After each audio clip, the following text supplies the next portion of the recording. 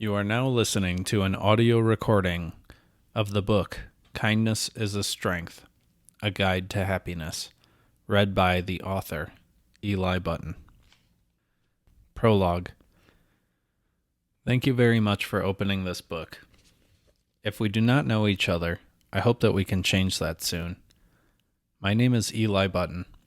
Oftentimes, my name is followed by a block of credentials, including MSW, NLC, and FA. I am a social worker with the desire to help others, mostly through shaping their mindset by offering alternative perspectives to what they may normally consider. My background as a mental health therapist and behavioral counselor taught me to recognize the incredibly positive impact of critical thinking and challenging beliefs, which motivated me to share this information with the world. The purpose of this book is to challenge your beliefs about yourself in order to make you a better leader and happier person. It is quite possible that the most progress you made in life was the result of being challenged. This book is designed to highlight your worth and help you understand that you can achieve much more than you currently believe is possible. It is also meant to highlight the importance of leading from a place of empathy, kindness, and empowerment, as these characteristics draw the most productive results from the most dedicated people. This book is the result of a lasting commitment to the field of social work and senior living.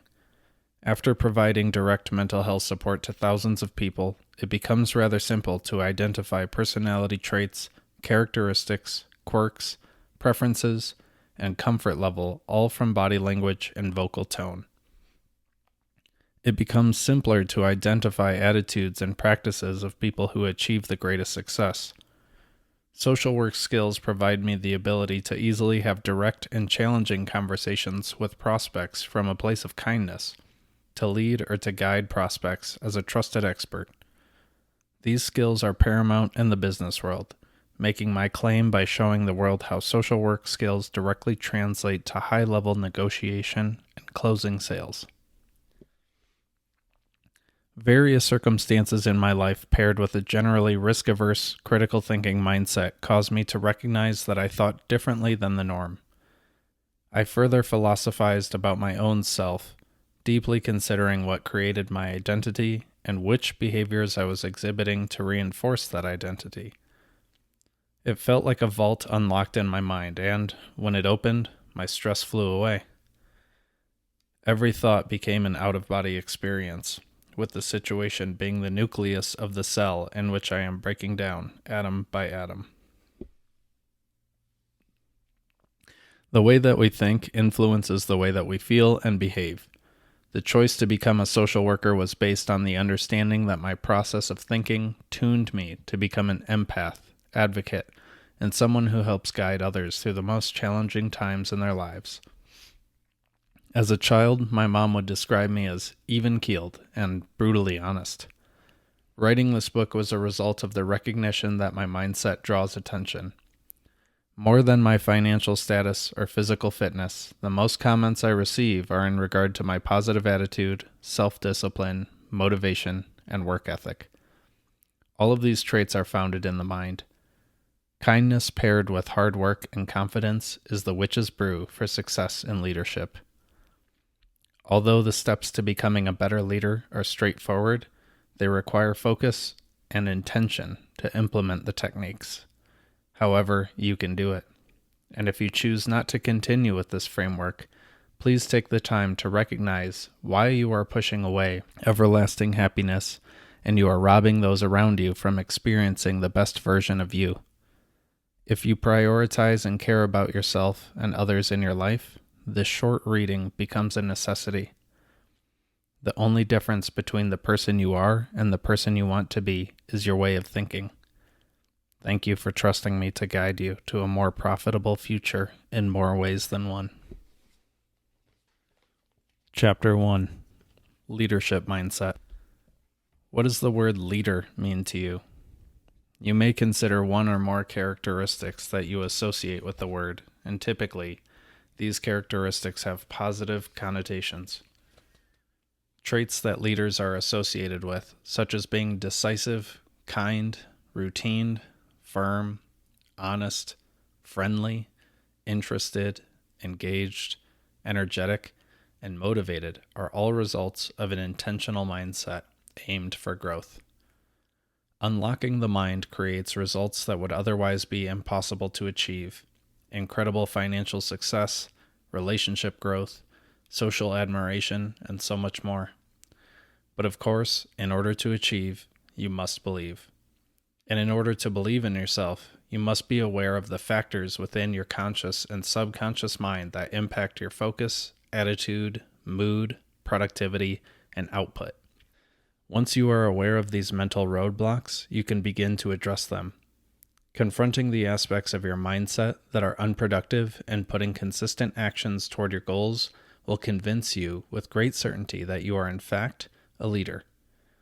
Then everyone around you will recognize the leader within you, and they will be asking you how you got to your level of success. You will likely share your process of altering your thoughts to challenge limiting beliefs and unlocking your mind. Your brain is a muscle.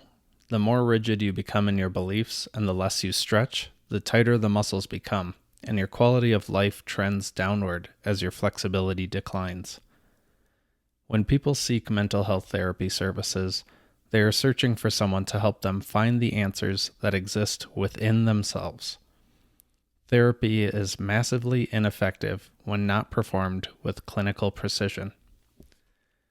If the therapist gives personal advice, stares too long, appears disheveled, talks about themselves, mandates action through demanding statements, or just waits until it is their turn to talk again, the person seeking help will find that they received no help at all. What makes therapy such an incredible tool is the ability to instill a different way of thinking in one's mind through the power of asking questions, listening to the answers, and crafting the following questions with purpose and intention. We tend to take more action when we feel ownership in the idea. Cognitive behavioral therapy, or CBT, is the framework that I deployed most frequently while practicing mental health therapy. Grief, addiction, anxiety, depression, suicidal ideation, inappropriate attention-seeking behaviors, and so many other mental health issues are addressed with the CBT framework. The best part about CBT is that the framework is simple. There's a situation, which turns to an automatic thought or belief, which turns into a feeling, which influences behavior. When an event happens, any event, every event, anything that happens, we have a narrative about it. You have a separate narrative running through your mind as you read these words. When someone has your attention and is speaking to you, there is a narrative running while they are speaking that judges their tone, the words chosen, the body language, and your determination about the validity or truthfulness of their words. The cognitive behavioral therapy flowchart is a simple illustration to reflect the massive impact of our automatic thoughts and beliefs. Using this framework, consider the example below. Someone cut you off on the highway, hit their brakes while swerving back and forth, then accelerated rapidly until you were no longer able to spot them in the distance. The situation. How does the situation make you feel? Automatic thought. What are you thinking about the driver and the situation? Feeling. What feelings are taking over your body? Behavior. How might you react? If you are considering how angry you would be or the levels of damage you would wish to inflict on the driver, you are certainly not alone. What if you experience the same situation? The driver cut you off and sped into the distance, but this time you knew that the driver's mother was actively dying in the nearby emergency room. The situation is the same. You were still cut off on the highway, but how differently do you feel? You might even completely forgive the driver and hope all the best for them. The previous example is a magnified version of the daily situations that we filter our thoughts through. Whether you like it or not, you have preconceived notions and judgments loaded into your brain that demand your attention during every situation. You may use these judgments to talk yourself out of achieving your goals. These are the automatic thoughts that require so much of your mental real estate that they become beliefs. The automatic thoughts interject between the situation and your conscious reaction. The basis of cognitive behavioral therapy is the process of challenging and changing automatic thoughts that people hold as unproductive beliefs. When you finish a meal and believe there is food stuck in your teeth, you might feel uncomfortable, which leads to obsessive thinking about getting the food unstuck, which leads you to keep your lips more pursed when speaking as to not show the potential nightmare between your teeth to the public. Sometimes you go to the bathroom to observe the damage and find that the food stuck in your teeth was never visible, but without certainty, we predict the worst and act as such. Insecurities are established by automatic thoughts. If you lack confidence in some area, physically or mentally, these insecurities become a hindrance to your growth and are often obvious to those who observe you. If you are an outbound salesperson and you rely on commission as your source of income, your mindset is responsible for your level of financial success. When you say to yourself, "I'm not good enough," the words become fact. Soon you convince yourself that the words you tell yourself are true. You begin to take note of the research that backs your statements, as your work produces no results. However, the stage was set to produce no results as soon as the thought of "I'm not good enough" settled into your mind. Saying "I'm not good enough" allows the person to take their foot off the gas, to no longer try, to foster resentment, and create further excuses why the person at the desk next to them created so much more success in their career. The narrative you say to yourself about yourself can absolutely change your desired outcome, identity, status, finances, all a result of mindset. Your beliefs are yours. Those beliefs do not belong to anyone else. This sort of perspective shift can cause leaders to create significant positive change. People are geared to focus on negatives, challenges, threats, and slight differences in others as nature's way to keep us alive. Our society has evolved much faster than our brains. We have to convince our brains to catch up and perform this perspective shift. Almost instantaneously, you can begin to shift your perspective about issues for a much more productive outcome. We tend to focus on problems with high levels of attention. In our minds, problems take priority over solutions. Therefore, it can be simpler to frame your desired outcome as a problem in order to consider more effective solutions. Here are a few examples of common desired outcomes and how they can be framed more productively. Physical fitness, a standard problem-based framework. Getting started and maintaining may be daunting if your goal is to lose weight, hit your goal weight, have your romance novel cover body, reach peak performance, turn heads, etc. Modified solution-focused framework. You do not need to know how exactly to get started with your weight loss journey, but consider what it takes to completely sabotage your goals and act on the opposite. What would it take to gain even more weight and become even less happy with your physical appearance? Possibly eating more processed foods, consuming sugary drinks, or remaining sedentary. Thus, we know exactly what not to do, what the problem is, and we can act on the opposite. Financial freedom, a standard problem-based framework. Saving money, becoming debt-free, or no longer worrying about any potential incoming expense may seem impossible. Modified solution-focused framework. What might we consider to be the worst way to manage money? Spending all earnings on material items, signing up for another credit card to access immediate funds, or ignoring the bank account balance might be some of your answers. Knowing what not to do, we can simply do the opposite to the best of our ability. Hopefully these examples are helping your mind to expand and consider opportunities to shift your perspective. There is an incredible amount of value in finding solutions to problems. Training yourself to automatically search for the solutions takes practice. But, like everything else, the increased frequency of practice will improve your overall skill. Financial freedom. Continued. A bonus tip. Choose a number that becomes your new zero in your bank account. If you are struggling with finances, begin to set expectations and benchmarks in your bank account. Perhaps $1,000 becomes your new zero. When your bank account hits $1,000, you must think of yourself as having $0.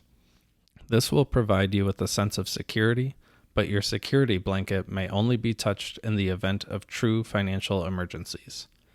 You may find that your benchmark continues to distance itself to $2,500, $5,000, and beyond, never satisfied with your current level of zero. Your brain relaxes from the scarcity mindset of anxiety about paying the next bill, and you begin to focus on ways these funds can be used to productively earn you more funds. Double bonus tip. If you refuse to work hard at work because you do not get financially compensated at the rate which you believe to be fair, your mindset is broken, but the fix is simple. No longer should you propose that you are entitled to earnings as an excuse to not work. Instead, reframe your mindset. Begin to outwork everyone in the building, including your boss. Your actions cannot be argued with and must be recognized. When you outwork everyone, you become a true asset and gain a great deal of leverage in the conversation about your worth to the company. Again, these tips are meant to provoke deeper thinking about your same existence, which will form you into a stronger leader. It is important to remember that there is no book that can change you. They can only offer you an alternative perspective. It is up to your mindset, beliefs, and thoughts to determine the validity of the information you receive and choose to put into practice.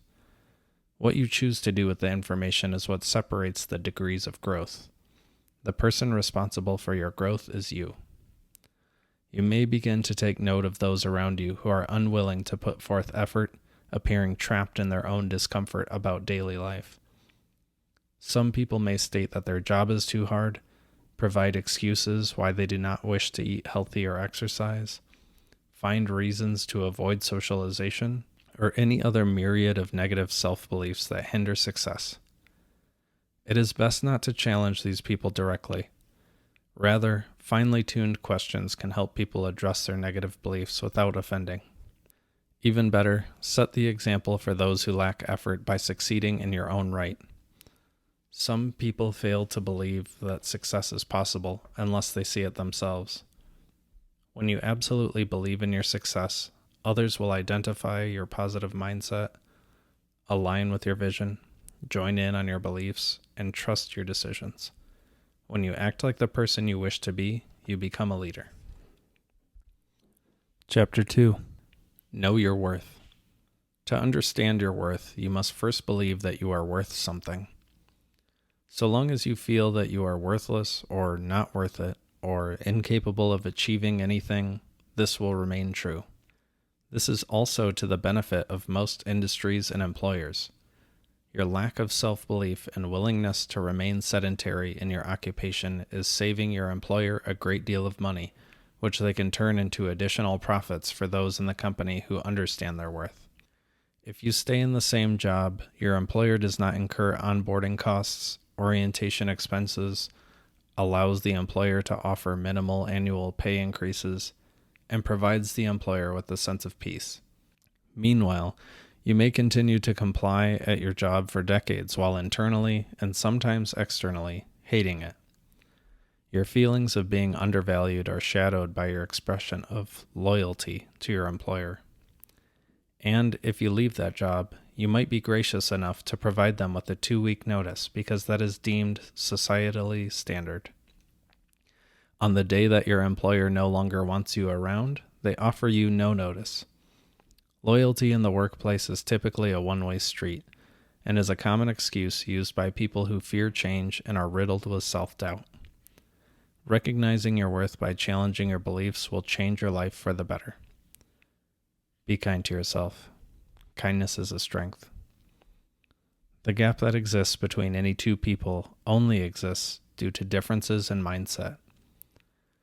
What separates you from the person you wish to be takes place within your thoughts. Focus, kindness, work ethic, determination, passion, positivity, desire, repetition. These are attributes that we associate with leaders. Each of these attributes are based on internal stimulus formed by an intentional mindset. External stimuli can result in internal motivation. As a child, taking a shower may have seemed like the most undesirable part of any day. After all, I just want to get back outside and do front handsprings in the yard.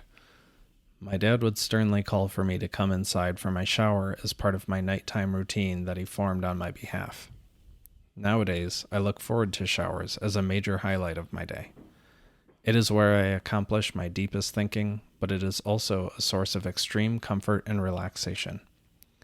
The situation, or the shower, remains the same, but my thoughts about taking a shower have shifted completely over time. In fact, I might throw a fit if I go a full day without a shower. My belief about taking showers is drastically different now than it was when I was a kid, no longer kicking and screaming, and we can all thank our lucky stars for that. My dad's constant reminders and method of accountability stuck with me, and now he does not need to be in my home to tell me to shower. Just as those of you reading this may relate to my routine-based need for a daily shower, you may also have routine-based thoughts about yourself that bound you to a life of stagnation and unfulfillment. When you are kind to yourself, you become kinder to those around you. Think of the leaders and idols in your life. How do they behave? What is it about them that lures you to follow their lead? It is very possible to answer these questions by describing a dictatorship. However, if you are following someone else's leadership by choice, it is with great likelihood that the leader you follow exhibits a high level of kindness in their words, actions, body language, attitude, or otherwise. Empathy is of paramount importance when establishing rapport, building trust, and maintaining relationships. People see right through those who do not care about them. This is when people feel like they are being sold something. The best salespeople are guides, friends who help navigate the difficult decision-making involved in the process of buying, while quickly following through on the promises made during their interactions. Generally speaking, the worst salespeople put undue pressure or stress on their prospects, challenge them verbally, present with confrontational body language, talk over their prospects, and fail to follow through on agreements. People can see the value in true leaders. They may do a single transaction with someone who plays the part of a leader, but people will recognize and lose belief in that, quote, leader quickly if their outcome lacks value and the, quote, leader lacks the characteristics required. You must first understand something well before you can impart the knowledge onto others. In the same way, you must prioritize yourself before you can effectively lead others. No one snaps their fingers and becomes a leader. It takes incredible self-belief, the ability to shut out negative automatic thoughts, and expressions of kindness to exceed as a true leader. It takes an understanding of your self-worth and the pursuit to achieve what you deserve rather than settling for what you have or thinking that you are bound for failure. When the oxygen masks fall on an airplane, it is the expectation that you address yourself prior to helping those around you. A leader must first have their mindset tuned for success before they can successfully lead others. Failing does not make you a failure. Know your worth and take actions towards your goals. Your failures should be used as learning experiences and motivation to make changes that will lead to your success. The most accomplished athletes spend years committed to practice. Stand-up comedians suffered silence at open mic nights, and business owners tried a multitude of different marketing strategies before any of them achieved peak performance. In order to reach the top, you must scrape the bottom. The process of scraping the bottom is not fun, and it certainly does not sound fun, but it must be done as part of the learning and growing process that all leaders endure. Hold yourself accountable for this growth. If that feels too challenging, align yourself with someone who will hold you accountable and support your growth, even when you might be prepared to quit. Chapter 3. External influence. Up to this point in this book, we have revisited the impact of self-talk, automatic thoughts, and thought processes on our feelings and behaviors, all internal, composed within the mind. Influencing our own thoughts can help us navigate challenging situations with others, but we also have a level of control in regard to the influence of our surroundings. You may find that you have a harder time managing challenges that others present to you when you are undergoing internal pressures. Stress, lack of confidence, sleeplessness, relationship challenges, and so many other internal pressures have the power to tear at your patience and ability to remain present for others. These pressures also influence your ability to remain logical. Impaired logic and ongoing internal pressures can manifest into deeper challenges like addiction. Choosing the right supports, your external influences, is of utmost importance. Your support system should be strong. Friends that remain friendly only when you participate in their proposed activities should not be the benchmark for friendship. Friends who listen to your concerns and do their best to help guide you out of challenging situations are those who will generate the most positive energy in your life. If you are repeatedly in contact with someone whose attitude is routinely negative, it will become increasingly difficult for you to maintain your level of peace, especially if you believe that the negative attitude has no basis. You can do your best to help guide this person out of their negative thinking by prompting with questions and gauging their perspective. Ultimately, you are not in control of how others think, feel, or behave, and thus, there are times in life when you may need to part ways with someone because they do not provide benefit to your journey. Minimize your negative interactions and maximize your happiness. Cutting out negative stimuli is equally important to cutting out difficult relationships. Consider the media you intake. Perhaps it is news coverage on the war, a worldwide pandemic, natural disasters, judgments about a celebrity's appearance, being told you are too fat or wrinkled, or any number of other things your brain stops scrolling for a moment to grasp. It is impossible to cut out every incoming stimulus of negative nature, but it is in the best interest of your mental health to try. At a certain point, you will train yourself to not have patience for unnecessary drama because you recognize its impact on your well-being. Remember, the negative stimuli will always far outweigh the positive. The negative will also outlast the positive, leaving scars for memories. If I said, "Your hair looks beautiful today," you may remember the compliment for a few days. However, if I said, "Your hair looks awful and you should never wear it like that again," you may remember that for the rest of your life. You may even change the way you look, how you act, and you will certainly feel a ding to your level of confidence. We are not far removed from days of hunting, gathering, and protecting ourselves from unforeseen threats. We are tuned to react in a fight or flight manner. Neither of those options include talk through it respectfully. Thus, when we feel challenged, threatened, hurt, or embarrassed, we tend to focus on the negative as a method to protect us from experiencing those emotions again, especially from the same person. Therein lies the problem, as the more we think about the threat, the more power and control we give to it. Luckily, with intention and practice, we can form new ways of managing threats by altering our perspectives about incoming information before letting it impact our emotions. Much like the friends we keep, the media we intake, and the words we process, the environment around us is another major external influence. Similar to the influence of friends, the shaping effect of the environment cannot be ignored. There are numerous aspects of our personalities and communication that can be traced to our environment. Where we grew up and where we live play a role in the choices we make, the values we hold, our beliefs, what we consider to be right versus wrong, dietary preferences, and much more. We often conform, whether consciously or not, to the norms established within our communities. It can be challenging to understand society's impact on our emotions when it is often discouraged to express our true selves to the public.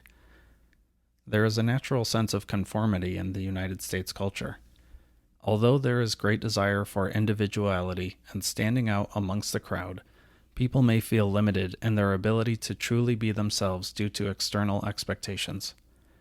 Dress a certain way, get married, have children by a certain age, get a college degree.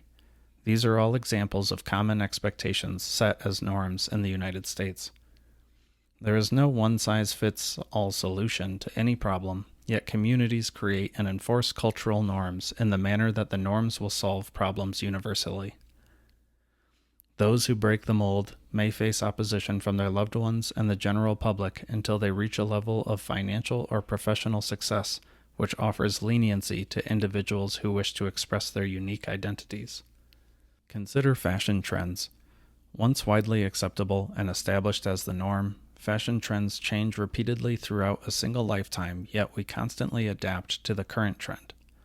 Someone wearing exaggerated bell-bottom jeans may have blended into the crowd years ago. Those same jeans might stand out now, making the person wearing the jeans a target for other members of society to take mental note of how out of place the jeans are, possibly leading to verbal criticism or, on the other hand, reception of compliments. Either way, a simple pair of jeans can alter society's perspective of a person. Same material, just a different design.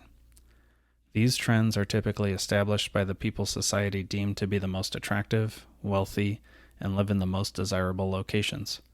Location plays another major role in shaping our lives. If you live in New York City, the chances that you need a car to get to work are very slim. If you live in Seattle, it may be standard to leave your house with an umbrella. Perhaps it is viewed as normal to wear an elegant dress to dinner in Chicago, but viewed as odd to wear the same dress in Cheyenne. The food, communication styles, and overall culture of El Paso and Minneapolis are quite different. There are so many potential variations within the United States, let alone the entire world. Maybe your community is more physically active with outdoor activities, or perhaps your community's identity is seated in the religion most practiced in the area. Maybe the cuisine of the area is the major focus of the community, or the community sets expectations about how you behave. Simply put, where we are born and where we currently live are variables in the equation of our identities. With all of the external stimuli coming into our brains at an increasingly rapid rate, it is beneficial to remain aware of the positive stimuli and the negative. Heightened awareness will improve your ability to manage incoming stressors and prepare your next step in a rational manner. After all, a true leader cannot be shaken by external forces and should not be shaken by internal ones. Chapter 4. Perspective Shift. One of the hobbies I have enjoyed most is photography. Like many, I find peace and tranquility behind the lens. Focus on the desired outcome of the image while forming the composition in order to make the ideal outcome a reality. Those who study photography and are intentional with their composition will always produce higher quality images than those who do not. This is the same when comparing an amateur way of thinking versus an expert way of thinking. An amateur photographer might keep their settings in automatic mode, square up to the subject they wish to photograph, point the camera, and capture the image.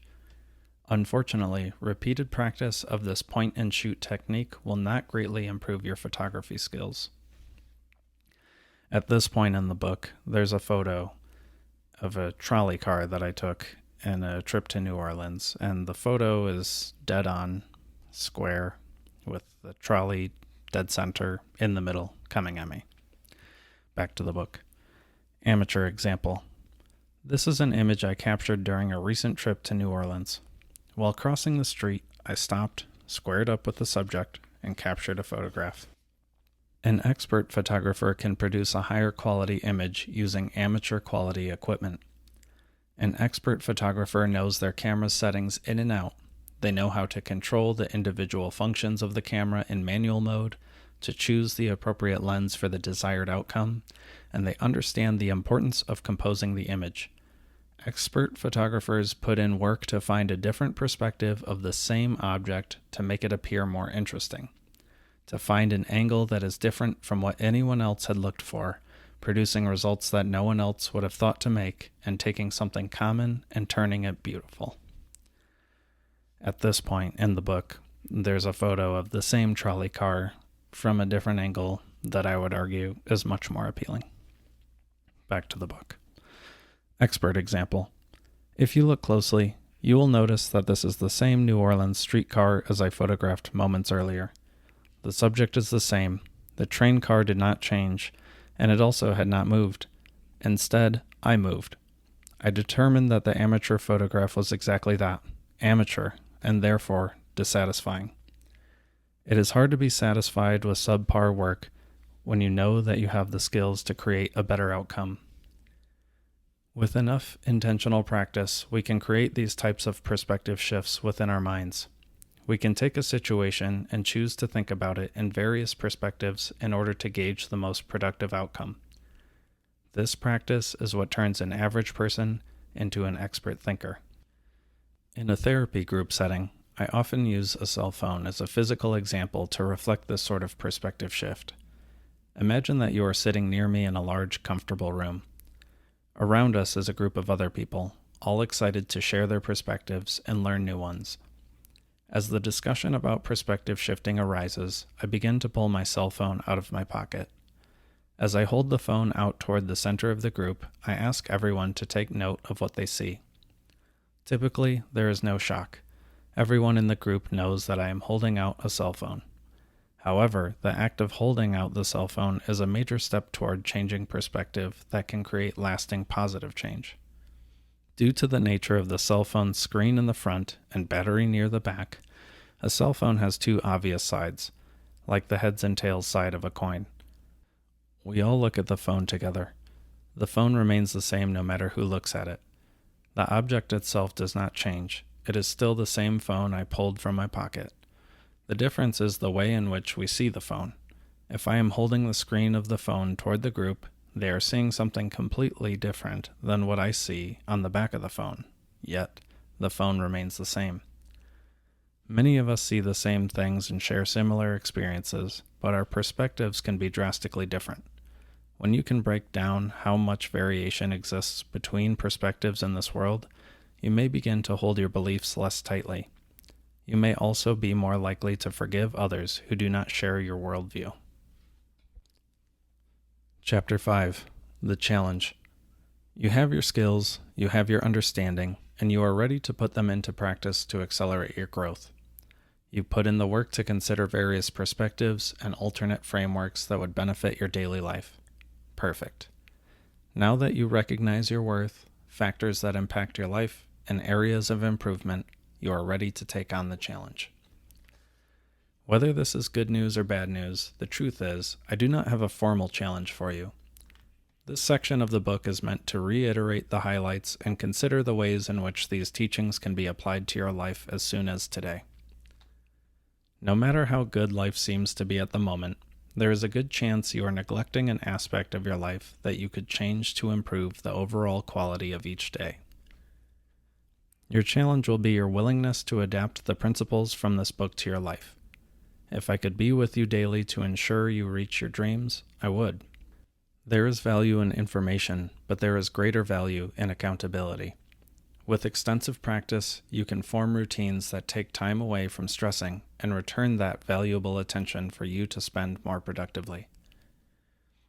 If you find yourself in the stage of gathering information but have a mental stop that keeps you from taking action, I would love to connect with you and help you reach your full potential. My email address is elijahlouisbutton@gmail.com. I am active on Facebook, LinkedIn, and building a larger platform on YouTube under the channel @eli.button, where I provide a deep well of videos to help others unlock a winning mindset. In order to achieve a winning mindset, we must revisit the cognitive behavioral therapy framework and address our negative self-beliefs.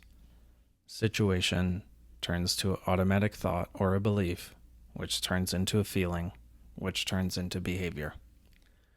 Following the simple outline of the cognitive behavioral therapy framework, the breakdown of how we process information is distilled into 4 recognizable steps. Our influence on the situation stage of this framework is often quite minimal. This is what makes an effective practitioner of CBT more impressive. An effective practitioner will recognize that the situation is often out of their control, but their response to the situation remains very much in their control. In order to create the desired outcome when faced with the challenging situation, it is most important to address the automatic thoughts. The way in which we think is the driver of the way we feel. The practice of modifying thoughts into more productive and positive alternatives will improve feelings and behaviors. Often, people choose options that provide the quickest satisfaction. Their thoughts may be geared in this nature. Automatic thoughts can offer people excuses to enjoy something in the moment, usually following the reasoning that they earned the quick satisfaction. How many quick satisfactions are you favoring over long-term compounded freedom? The actions you take are a reflection of the person you are. If you wish to effectively lead others, but you act in a way that you are not proud of or would recommend to others, take the time to address the aspects of your life that you are voluntarily overlooking. Set the example for others. True leaders inspire others to adapt aspects of their personalities without directly telling them to follow. Emit positivity and lead with meaningful action. Perhaps the challenge could be whichever challenge popped in your mind when you read the chapter's title. Whichever challenge is taking up the most mental real estate should be resolved. The truth is, your problems have actionable steps that would allow you to solve them, but you feel it would require too much energy to take action. The solution might take so much energy that you tell yourself the goal is so far out of reach that fixing the challenge is impossible. Unfortunately, putting off your problems only delays them and does not make them disappear. One method of approaching these challenges head-on is by forming a list of them. It really is that simple. Almost a decade ago, I was hired as the office administrator for an in-home care company and managed the onboarding process of new hires among other organizational tasks.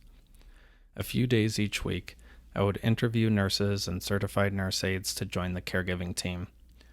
Eventually, I became relied on as a scheduler, both in the office and on call. With so many moving parts, I developed a system to simplify each workday. It was a way to remain accountable, continually receive positive reinforcement, and take constant stress and dissect it into momentary challenges. Start by forming your list. The beauty of your list is that it now lives on paper and no longer needs to live in your mind. This list should stay with you throughout your workday, adding challenges that arise to your checklist so you do not forget your responsibilities. If you have 5 challenges swirling around in your head at once, you will quickly become overwhelmed and may shut down. When you see 5 challenges listed on a piece of paper, things appear much more manageable. As a result, you will apply your full focus to one challenge at a time. Each time you look at your list, you are reminded of your success by seeing the challenges you crossed out. Reach out to me at elijahlouisebutton@gmail.com, and I will share an outline of the list I have used for the past decade with you. The list that I created is majorly responsible for the speed of my professional growth and should allow you to jumpstart your organizational success and declutter your stressful mind. We've now reached our final section. Thank you. It means more than words can express to me that you took the time and energy to move your needle of progress forward. Thank you for the honor in allowing me to tap into your thoughts. Before I close out this book, it's pertinent to share some of the advice provided to me by older adults with whom I work. Each piece of advice touches on different fundamental aspects of personal growth. Please note that the age does not play a role in determining leadership. Rather, it is a culmination of confidence, certainty, authenticity, and kindness that manifest a leader or follower relationship. The older adults I connected with about this topic shared the importance of kindness in leadership, as they understand that following a leader without care at their core will ultimately lead them astray. When a leader does not have their followers' interests in alignment with their own, they cannot successfully lead. There are numerous things to do to improve your mood, which in turn will improve the quantity and quality of your following. How to live a happy life. Tips from older adults. Number 1, forgive and forget, a sign of emotional growth. Number 2, spend less money than you make, a sign of financial growth. Number 3, educate yourself through feared unknowns, a sign of professional growth. Number 4, never stop moving your body, a sign of physical growth. And number 5, stay organized and create lists, a sign of foundational growth. I hope that you found value in the book in the same manner that I experienced when putting these thoughts in writing. Each of us has the potential to continue down a path of continued growth. Of course, that path appears with more potholes or challenges than the linear path of complacency. There is most certainly a place in the society for complacency, normalcy, and average. Many communities and businesses would suffer if every person decided to do what was best for themselves and continue their journey of advancement. That will not stop the spread of this information because no matter what, many people will complain but happily settle into their long-term discontent. There are a great number of people who will gather the information necessary to make grand changes, yet they will refuse to make the change. Whether it is a result of feeling inspired, challenged, educated, triggered, motivated, or out of the desire to prove this information wrong, I hope that you do put this leadership mindset in place. I also hope that you pay closer attention to the happenings around you and take note of growth opportunities. Examine those who you believe to be leaders and determine what you can take away from them to apply to your own life. It is likely that those who you look at as leaders are also kind, empathetic, caring, and motivational. Think like a leader, behave like a leader, become a leader. Kindness is a strength.